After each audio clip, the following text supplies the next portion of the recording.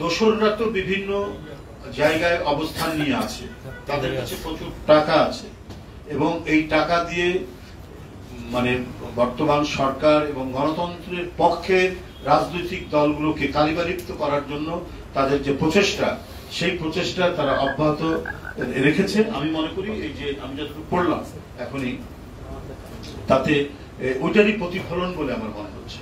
তারা শুধু এইটা না, নানাভাবে আপনারা তো দেখছেন তারা এবং তাদের সহযোগী যারা আছে দেশে এবং বিদেশে, হ্যাঁ, তারা যে করছে, যেভাবে করছে আপনারা নিজেরাই বুঝতে পারছেন।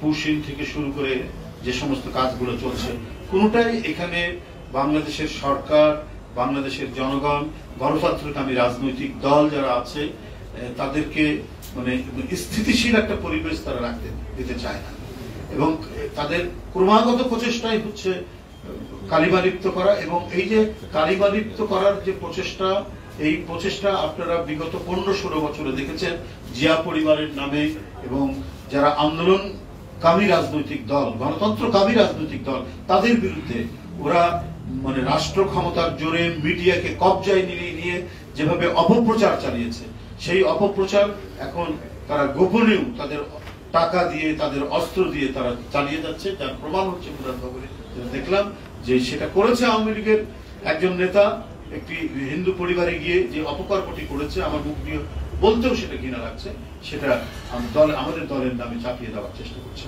এই ধরনের ঘটনা তারা আরো বিভিন্ন জায়গায় করেছে এবং যার প্রমাণ তো একটা নয়। আপনারা দেখেছেন শেখ হাসিনা পালিয়ে গেছে, কিন্তু দোসররা যে ভিতরে আছে, প্রশাসনে আছে, বিভিন্ন সেক্টরে আছে এবং তৃণমূলের সমাজের মধ্যেও তারা অবস্থান নিয়ে আছে বলেই আপনার মাত্র কয়েকদিন পর 5ই আগস্টের কয়েকদিন পর স্বেচ্ছাসেবক দলের কি দপ্তর সম্পাদক না, তাকে আপনার হত্যা করেছে ক্রীড়া সম্পাদক, তাকে হত্যা করেছে গোপালগঞ্জে।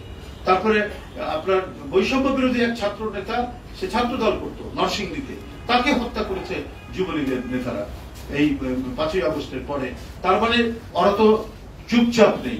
এবং একজন নামকরা আর্টিস্ট, ঢাকা বিশ্ববিদ্যালয়ের আর্ট ইনস্টিটিউটে, আমি ওর বাসায় গেছি মানিকগঞ্জে, সেই মানিকগঞ্জে তার বাড়ি পুড়িয়ে দিয়েছে। খুব নামকরা ভাস্কর্য শিল্পী, এই মুহূর্তে নামটা ভুলে গেলাম, আপনার নিশ্চয়ই মনে আছে। তো আসলে ঘটনাটা একটা বিচ্ছিন্ন